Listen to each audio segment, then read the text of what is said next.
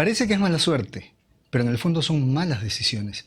Hay personas a quienes les encanta que la vida les sea un poco difícil. Esta noche vamos a hablar acerca del autosabotaje desde los estudios de Fernando Leiva en Lima para todo el mundo. Esto es Noche de Psicoterapia. Comencemos de una vez.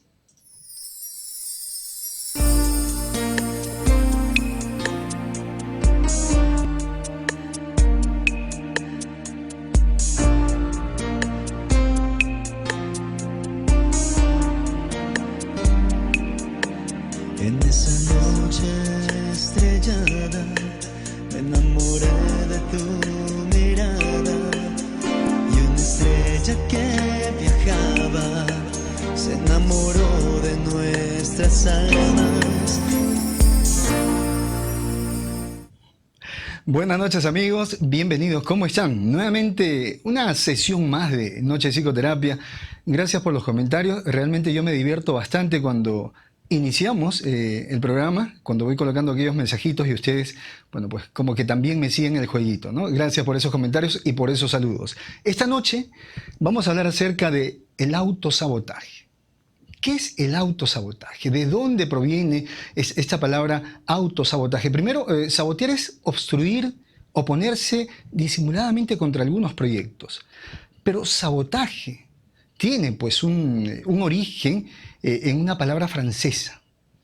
Por allá por la época de la Revolución Industrial se utilizaban unos zapatos, escúchame bien, ¿eh? Unos zapatos a cuales llamaban sabots, ¿ya? Los sabots eran unos zapatos de madera que usaban los obreros en aquel entonces. ¿Y qué pasó? Los obreros comenzaron a protestar en todo este proceso de cambio, de revolución industrial, y no se les ocurrió nada mejor que tirar los sabots a las maquinarias, a los engranajes de las maquinarias. Entonces las maquinarias se quedan así pues estancadas, paralizadas, obstruidas por esos zapatos tan pesados de madera que tiraban los obreros, ¿no? Entonces los sabots nos refieren a esta palabra, sabotaje, que no es otra cosa que obstruir. Pero ¿qué estaría ocurriendo pues con el autosabotaje? Es la persona que se obstruye, es la persona que mantiene una oposición contra sí misma. ¿Por qué? Porque está molesta consigo misma, porque tiene algo, porque se está reclamando algo que dejó pendiente en el tiempo. Entonces, como en aquella época, en lugar de tirar los sabots, los zapatos a la maquinaria, esta persona se empieza a colocar muchísimos peros, muchísimas contrariedades, muchísimas dificultades, con la finalidad de no concretar aquello que tenía pues planificado. Pero aquí hay algo interesante, que el autosabotaje no es igual a la procrastinación. Procrastinación es la manía de postergar, de dejar para mañana aquello que se debe hacer ahora. El sabotaje nada tiene que ver con eso. Si bien es cierto, por ahí hay algunos detalles de procrastinación dentro del autosabotaje, pero realmente el autosabotaje va a la autodestrucción. Hay una oposición contra el desarrollo, contra el crecimiento de la persona. Entonces, como está haciendo huelga contra sí misma, en lugar de detener la maquinaria, se detiene a sí misma y todo el tiempo está tratando de hacer algo, pero también se ponen muchísimos obstáculos. Y hay precisamente un test.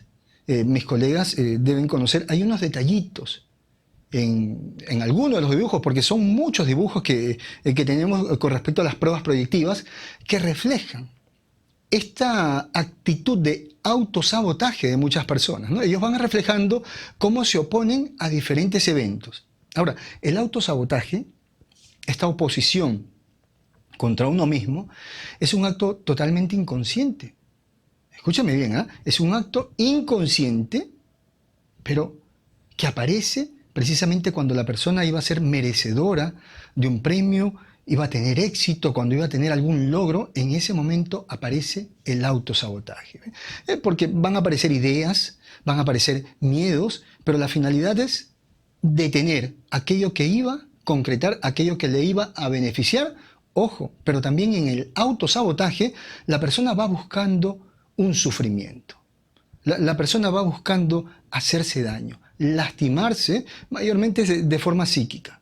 En este autosabotaje hablamos de sufrimiento porque el sufrimiento es psíquico, El dolor es físico. El dolor, que es físico, no modifica la conducta. El sufrimiento, que es psíquico, sí.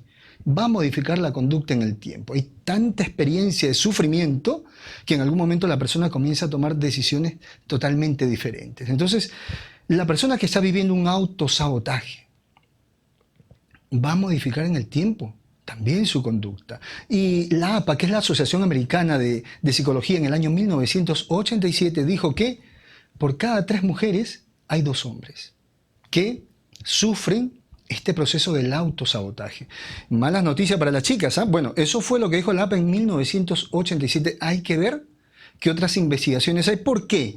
Porque este término, autosabotaje, nos lleva a otro término, que es la conducta autodestructiva, ¿no? En algún momento, a inicios de todo esto, antes de Freud, se hablaba pues del masoquismo, ¿no? Masoquismo era un nombre que se había colocado a aquellas personas que disfrutaban del dolor en la actividad sexual, del dolor y del sufrimiento. Entonces, a ellos les generaba mucho disfrute, ese sufrimiento en la actividad sexual.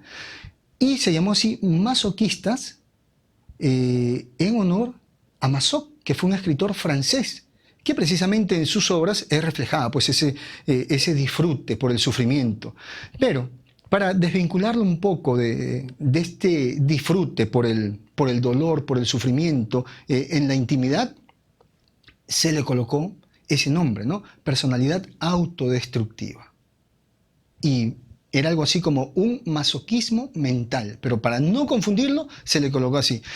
Fue planteado en el DSM-3, luego vino el DSM-4, en el DSM-5, que son manuales para diagnósticos que utilizamos los psicólogos, pero en el DSM-3R se planteó que se investigue un poco más, pero en el tiempo ya no se tomó en cuenta, porque empezaron a utilizarse otro tipo de diagnósticos y, obvio, también es muy complicado.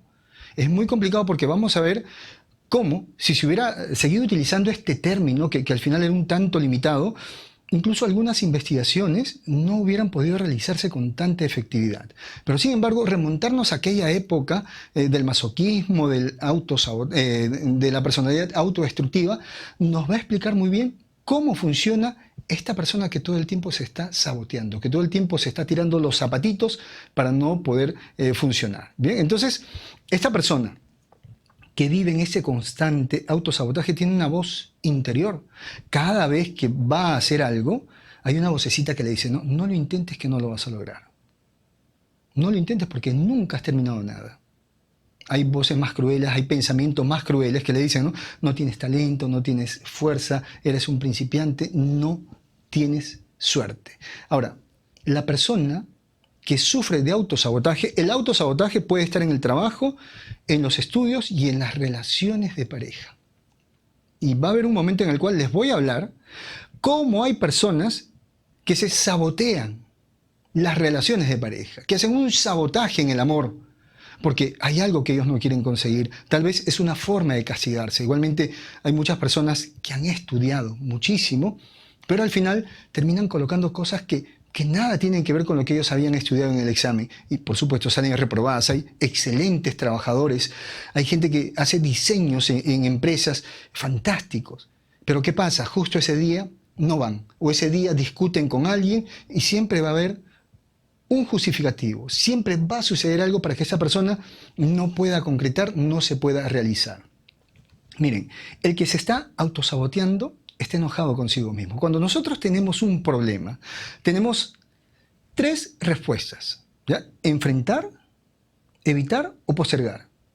Pero en ninguna de esas respuestas vamos a plantear el autosabotaje, que sería autodestruirse. Entonces, la persona, cuando tiene que resolver algo y se sabotea a sí misma, es porque está molesta consigo misma. Porque tal vez algo viene desde la infancia y precisamente no se ha podido perdonar.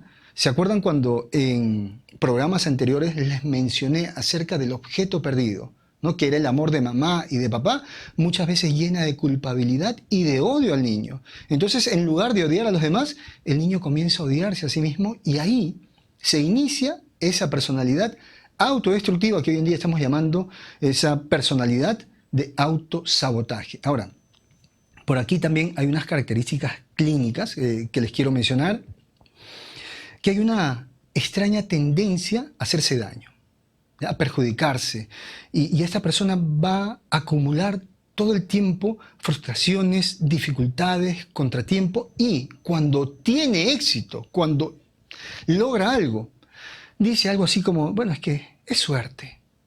¿Ya? Tuve suerte, no es para tanto porque sencillamente tuve suerte. Y en sus relaciones de pareja, que esto sí les va a interesar muchísimo, ¿cómo es el autosabotaje en las relaciones de pareja? Esta persona que se sabotea a sí misma desprecia, descarta a aquellas personas que muestran un amor verdadero, un amor puro, porque les parecen aburridas.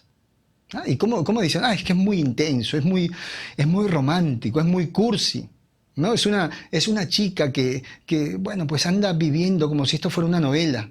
Es muy melosita. Bueno, a estas personas que sufren del autosabotaje, ese amor purito, ese amor verdadero, les molesta un poquito. Porque en el fondo no quieren ser amados. Pero, ¿cómo les encanta vincularse a un maltratador, incluso a una persona con una tendencia sádica? Con ellos sí. ¿Okay? Si les llega una persona así de características maltratadoras, perversas, sádicas, psicópata, narcisista perverso, ellos encantados. ¿Por qué? Ellos tienen como consigna, ¿no? Sufrir los vuelve buenos, sufrir los hace dignos. Es lo que más o menos sucede en la cabecita de la persona que practica el autosabotaje. Ahora, en los aspectos emocionales, son personas que son muy felices cuando hacen algo por alguien. Ellos pueden renunciar a sus pertenencias, pueden incluso hacerle la tarea a la pareja, a los hijos, y dejan de lado lo que les tocaba a ellos. ¿Bien? Ahora, se relajan solo cuando están en la intimidad, en la soledad. Ellos no se pueden relajar cuando están rodeados de personas.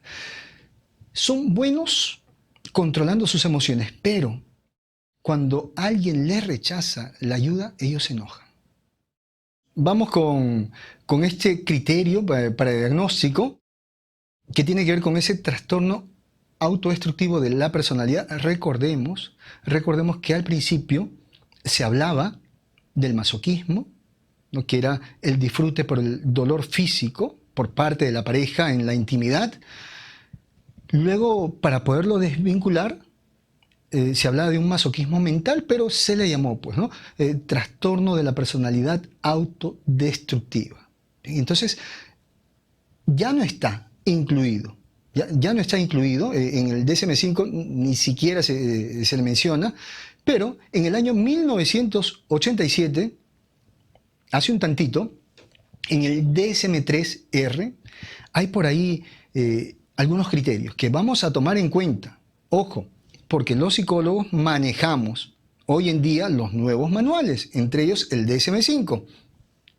Pero si te identificas con alguno de ellos, inmediatamente llama para que puedas atenderte y que tu caso sea llevado por un profesional. Entonces, entre los criterios, ¿no? Dice que hay un patrón patológico de conducta autodestructiva que empieza al inicio de la edad adulta.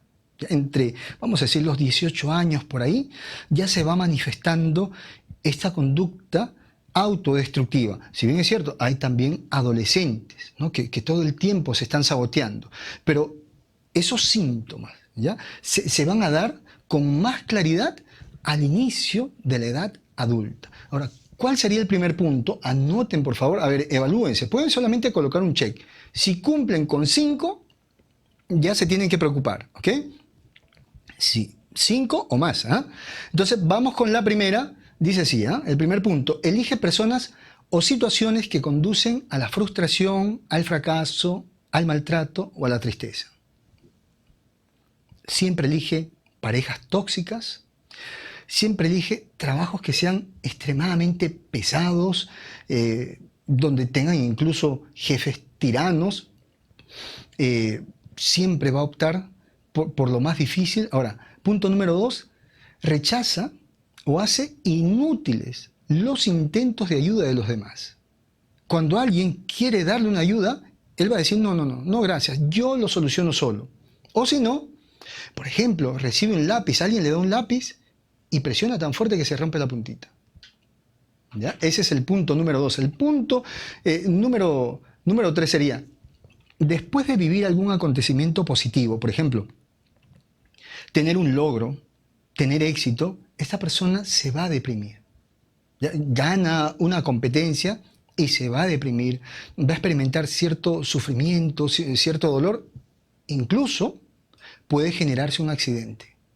Es como un acto inconsciente porque no se siente merecedor de lo bueno. El cuarto punto siempre va a estar buscando respuestas de ira o rechazo, va a buscar cierto conflicto en los demás para sentirse herido, para sentirse humillado. Es algo así como una persona que va a estar justo en el momento del conflicto. ¿Ya? Algo va a suceder que esta persona va a estar involucrada en un proceso en el cual se siente humillada, se sienta lastimada. Ahí hay otro punto que dice que rechaza todo tipo de experiencias para experimentar placer.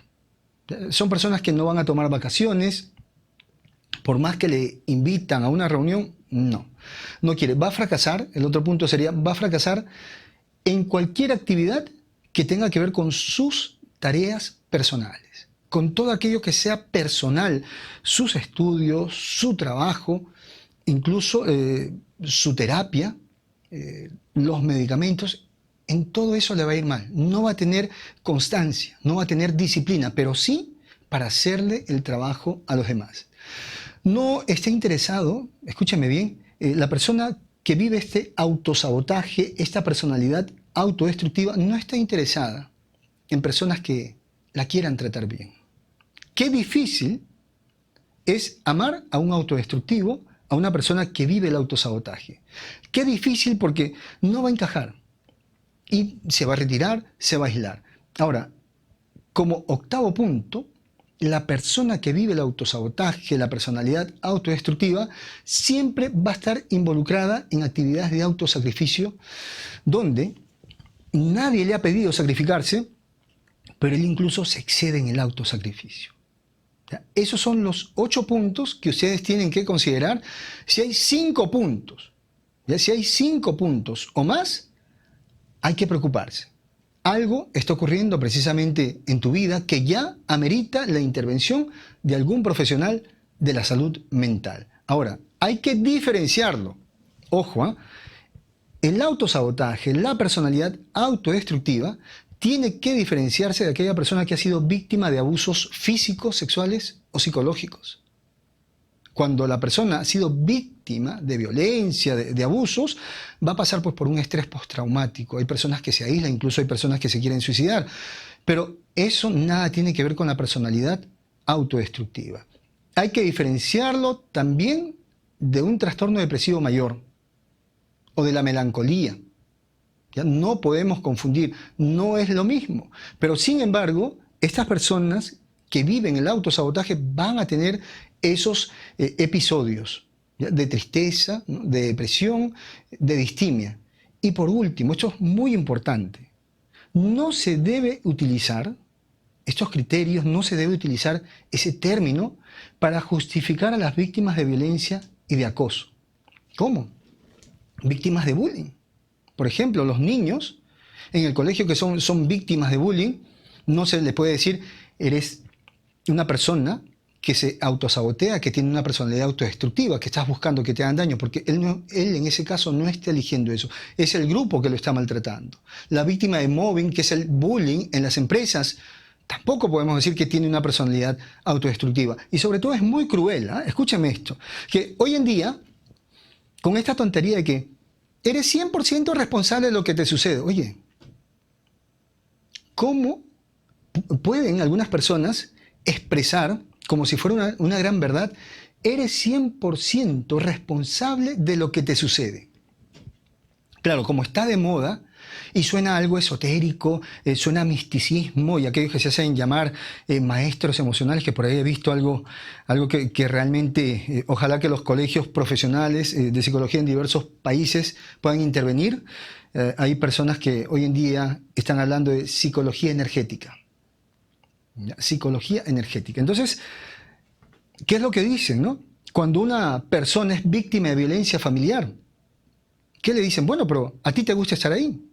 ¿Qué haces ahí tanto tiempo? ¿A ti te gusta el sufrimiento porque no te has separado? Ojo, vamos a diferenciar. ¿Por qué? Porque la víctima de violencia familiar, la víctima del psicópata, no elige vivir eso. Está envuelta en una manipulación, está envuelta en un chantaje emocional que le es difícil escapar. Y tú no puedes venir con esta cosa tan absurda de eres 100% responsable de lo que te sucede. Entonces vamos a borrar esa expresión que no sé de dónde salió, ¿no? Porque todo lo que suena fantástico, todo lo que suena así medio extraterrestre y que sale de nuestra atmósfera llama mucho la atención, ¿no? Cómo le encanta a la gente jugar con estos nombrecitos de energía y todo esto. No.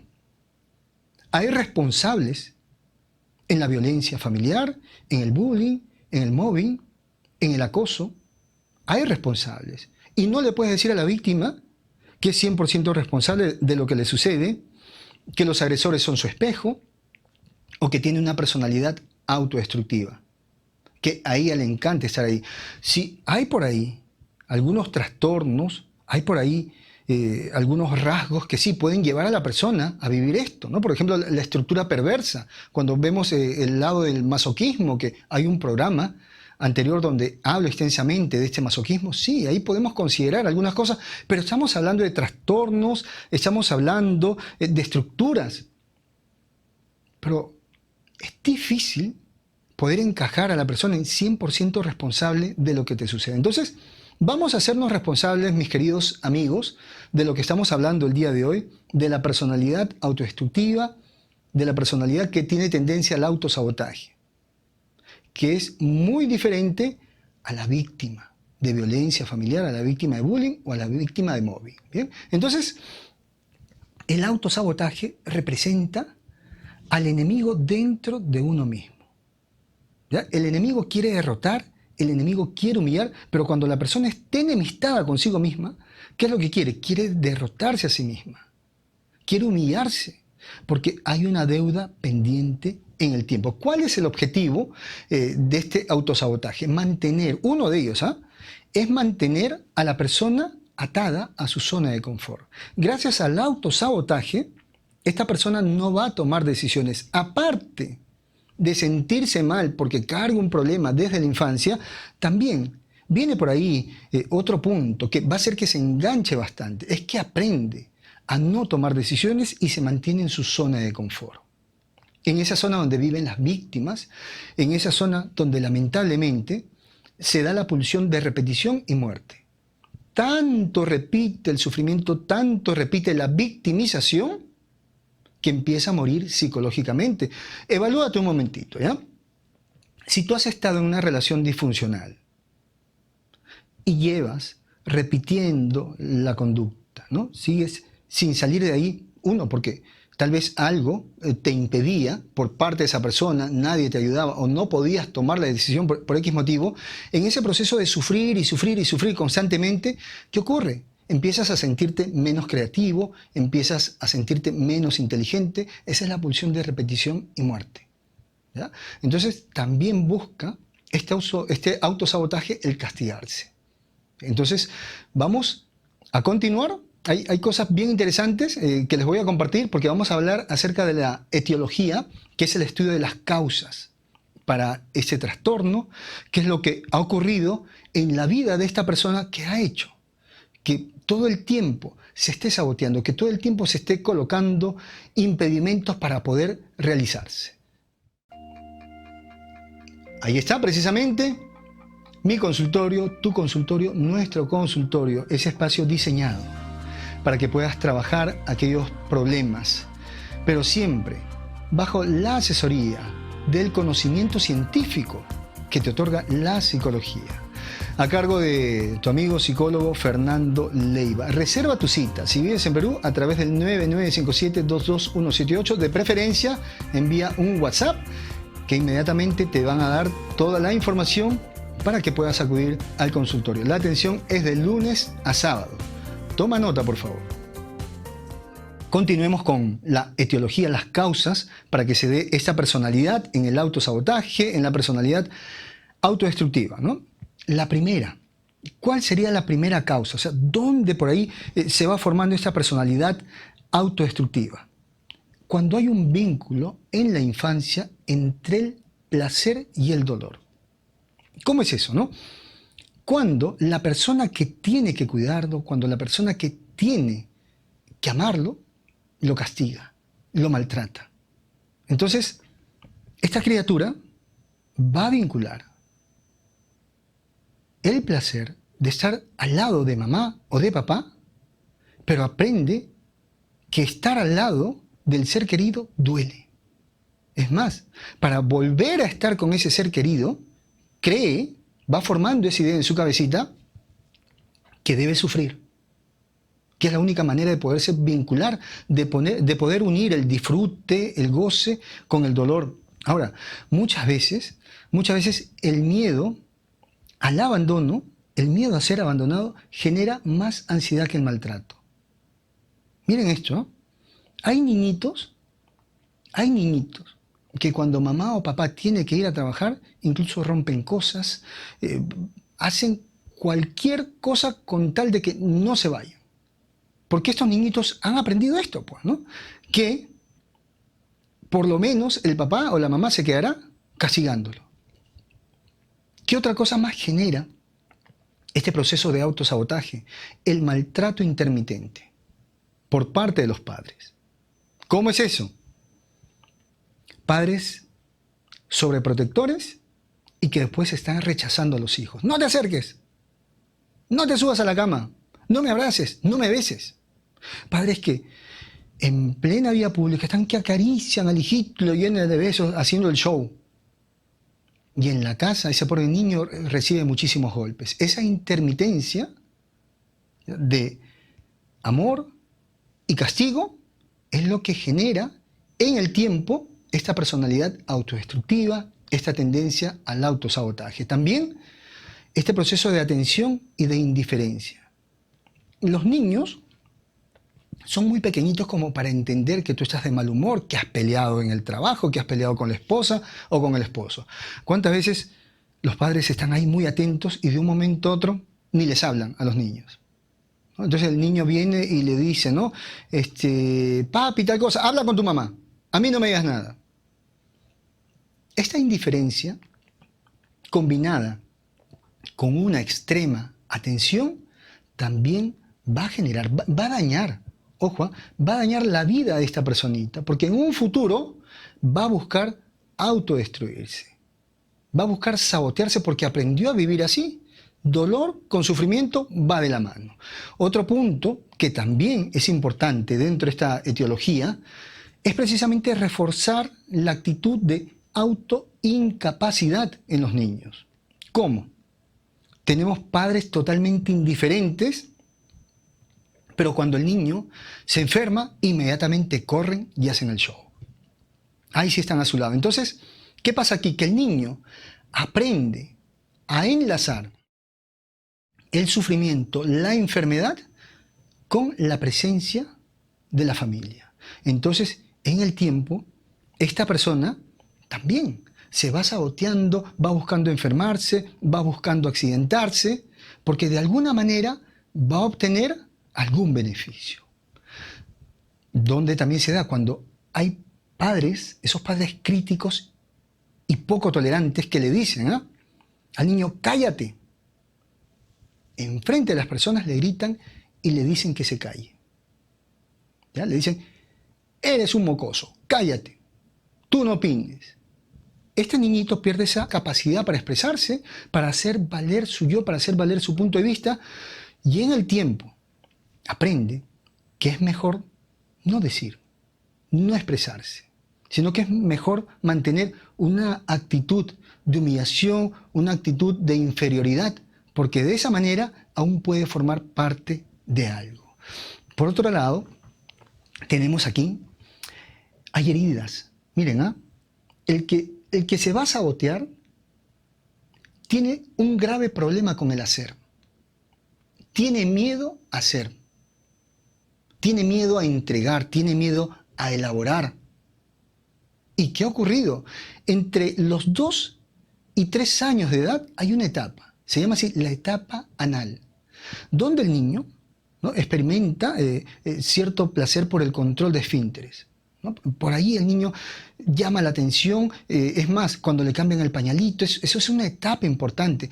Pero ¿qué ocurre cuando en esta etapa a ese niño se le puede maltratar, se le puede gritar? ¿Cuántos padres poco tolerantes, como si ese bebé supiera todo de este mundo, pudiera pensar como un adulto, incluso lo llevan a la ducha, a la regadera, lo bañan con agua fría? Entonces, esta etapa está vinculada a lo que el individuo entrega al mundo. Entonces, ahí él tiene también cierto control sobre el mundo, porque ¿qué les dice el papá? ¿No? Siéntate aquí para que hagas. Para que hagas pipí, para que hagas popó. Y el niñito, pues, siente ese poder.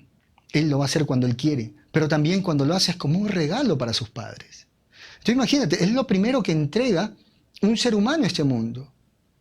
Y en los hogares funcionales, ¿no? Ese niño, ¡ay, qué bien, qué bonito! Y lo bañan, lo limpian con cariño. Pero imagínate si ese niño, como cualquier criatura, en lugar de recibir esas palabras, porque forma parte de un aprendizaje, ¿no? Es la primera norma, escúchame bien, que vamos aprendiendo en la sociedad.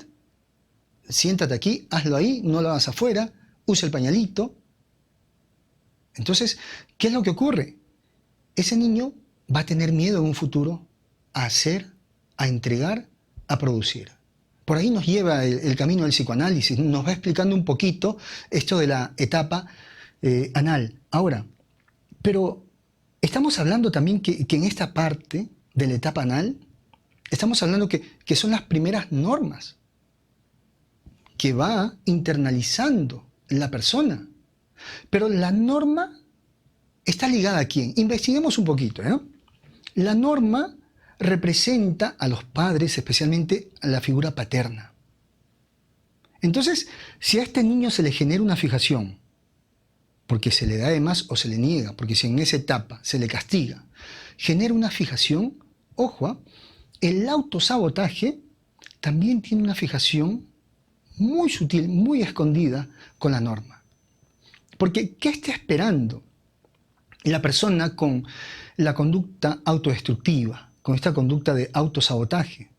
Está esperando que a través de su conducta, de tantos errores, de tanto sufrimiento, el papá tirano se convierta en un padre civilizador, que lo guíe, que se compadezca de él y lo guíe con amor y rectitud. Por eso los que practican el autosabotaje son buenos siguiendo órdenes, pero lamentablemente se vuelven a equivocar para llamar la atención de la autoridad. Miren, iba a recibir el premio en el trabajo, le iban a dar su aumento. Pero, ¿qué significaba recibir el aumento? Ya no estar vinculado al jefe, ya no estar en esa área. Entonces, él no quiere renunciar al guía. Entonces, procura equivocarse para mantener esa posición, porque él está esperando, dentro de todo esto, alguien que lo guíe con rectitud, pero también con amor, que sienta mucha lástima, mucha compasión por él. Entonces, también vemos algo que pasa en el hogar cuando comparan a los hijos con mamá o con papá. Eres igualito a tu mamá, eres igualito a tu padre. ¿Ustedes saben lo que están haciendo en esos niños? Están dañando su imagen. Esos niños, cuando son adultos, tienen miedo a ser ellos mismos, porque ya les marcaron, les mancharon la imagen. Eres igualito de malo que tu padre. Eres igualito de ocioso, de flojo, de mentiroso que tu padre. Entonces, ese niño ya tiene miedo de expresarse. Otro de los puntos dentro de esta personalidad del autosabotaje es la culpa que experimenta una criatura en la infancia. Cuando los padres lo rechazan, cuando los padres lo abandonan emocionalmente o físicamente, este niño siente culpa por no haber sido lo suficientemente bueno como para retener al objeto amado a su lado. Pero también nace el instinto de odiarlo. ¿Por qué me has abandonado? Pero como no puede odiar lo que ama, va a volcar el odio sobre sí mismo. Desde ese momento comienza esa personalidad autodestructiva. Me odio por no odiar a la persona que amo. Tenemos también dentro de todo esto que el autodestructivo va buscando la autoridad que nunca tuvo. Siempre va buscando que alguien le corrija, porque en la infancia no tuvo la autoridad, no tuvo la figura paterna. Bien, que hoy en día hablamos de figura paterna. Puede ser cualquier persona quien ejecute ese rol, así que cuidado con eso. Y para mis amigos que se encuentran en provincia o en el extranjero, están las sesiones a distancia que las pueden realizar a través de cualquier red social que permita hacer videollamadas o llamadas. Puede ser a través de WhatsApp, Skype, Viber o también a través de Messenger. Si vives en Perú, si vives en alguna provincia del Perú, si no puedes llegar al consultorio, puedes reservar tu cita a través del 9957-22178. Pero si vives en el extranjero, tienes que marcar más 51-9957-22178. La distancia no es impedimento para que podamos conversar y para que podamos encontrar una solución a tu problema. Toma nota, por favor. Vamos aquí con algunas recomendaciones. Primero, ¿qué hacer cuando se presenta este caso en consulta? Voy a compartir un poquito con algunos compañeros, con mucho respeto, ¿no? Con algunos estudiantes de psicología también, y con ustedes para que entiendan un poquito qué le puede estar pasando al paciente cuando va a consulta, ¿ya? En el año 1996, los especialistas Ottmer y Ottmer, ellos plantearon unas sugerencias al momento de entrevistar a aquellas personas que se autosabotean, estas personas con esta tendencia autodestructiva. Decían esto, ¿eh? Que había que estar muy atentos a la información que daban en la entrevista psicológica. ¿Por qué? Porque esas personas tenían tendencia a seleccionar la información con la finalidad de hablar solamente de aquello que les había hecho sufrir. Uno, y por el otro lado, hablaban también de los errores y de cómo podían merecer un castigo. Entonces, estos especialistas decían que había que tener mucho cuidado al momento de hablar con ellos. Tenían que ir con calma. ¿Por qué? Porque si se les sugiere, ¿okay?, que ellos se están autosaboteando y no se les explicaba primero qué cosa podía estar ocurriendo, estas personas se podían sentir ofendidas, poco comprendidas, criticadas y por último iban a terminar abandonando la terapia. Entonces siempre se les pide incluso seguir pues algunos pasos, ¿no? Describir para luego explicar. Pero no le puedes decir especialmente a estos pacientes, oye, tú te estás autosaboteando. No, vamos con ejemplos. Mira, pasó tal cosa, hubo un paciente y precisamente le ocurrió tal cosa en su infancia, algo así. También ellos hacían una advertencia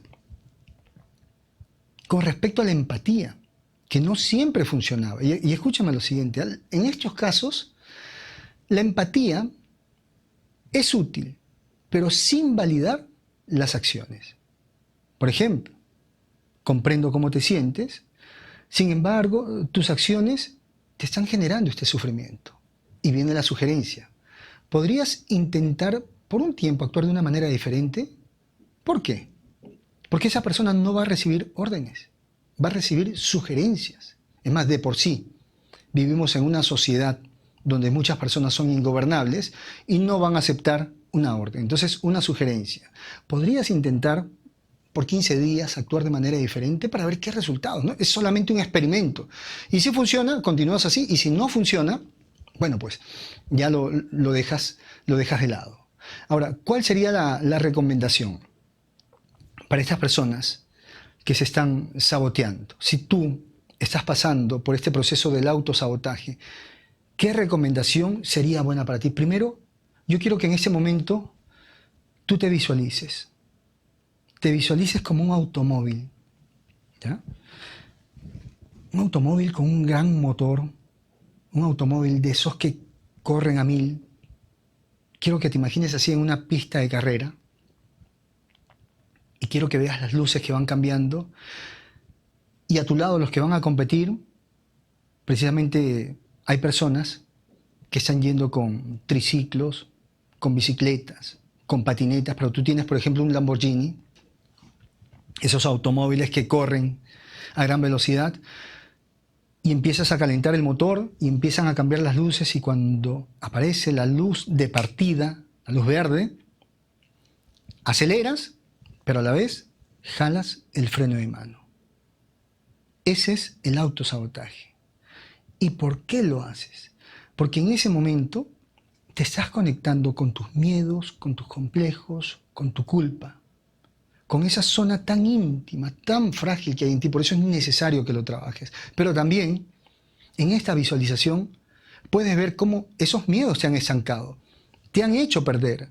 Pero no solamente pierdes la competencia, sino que puedes ver cómo otras personas se van llevando a lo que era para ti. Piensa siempre en eso, que tú eres un Lamborghini, que tú eres un automóvil que puede ir a una gran velocidad, pero que tienes un freno de mano. Ensaya en tu mente, ¿ya? Vas a hacer una visualización con una especie de ensayo y error. Entonces, ¿qué vas a hacer? Imagínate frente a alguna situación donde vayas a tener un éxito, y más allá de renunciar a eso, imagínate disfrutando con tus seres queridos.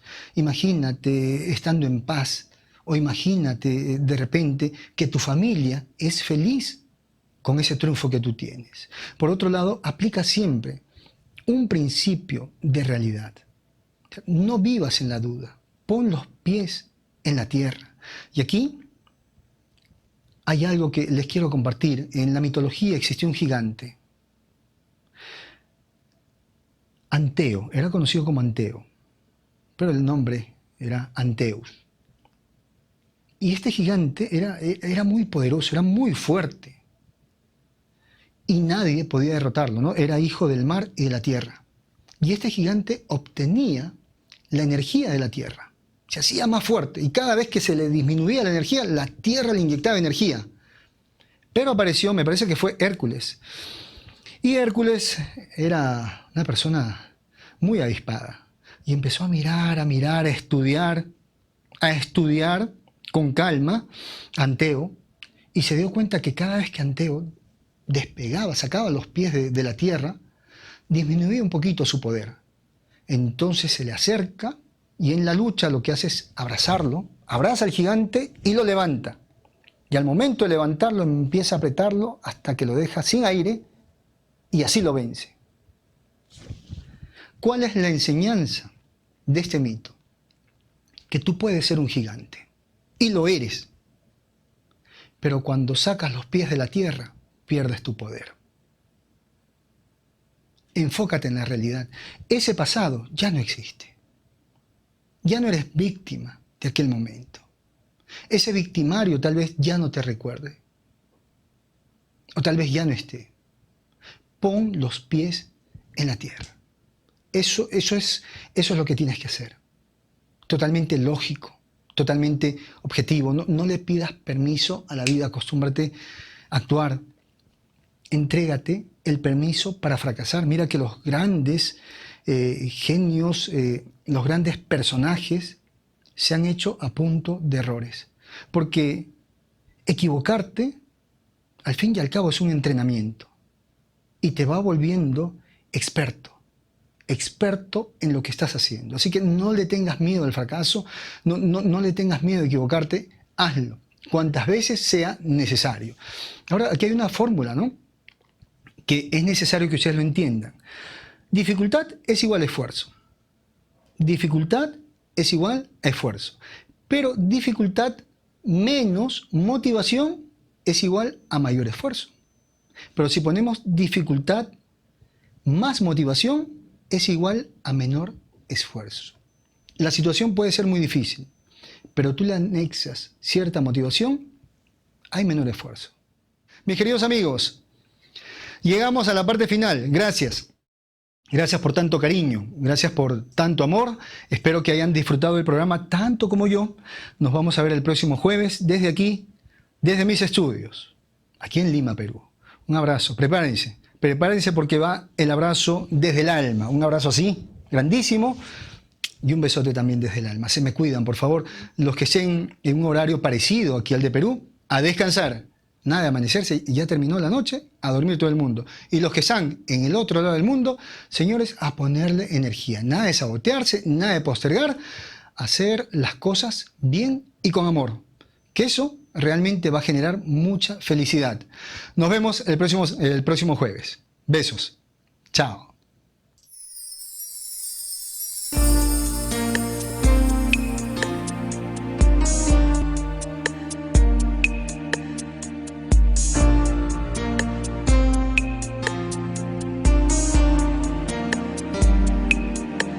En esa noche estrellada me enamoré de tu mirada y de tus manos tan blancas que se paseaban por mi espalda. Nunca miré cara tan linda que entre susurros me decía: dame un beso desde el alma que me haga sentir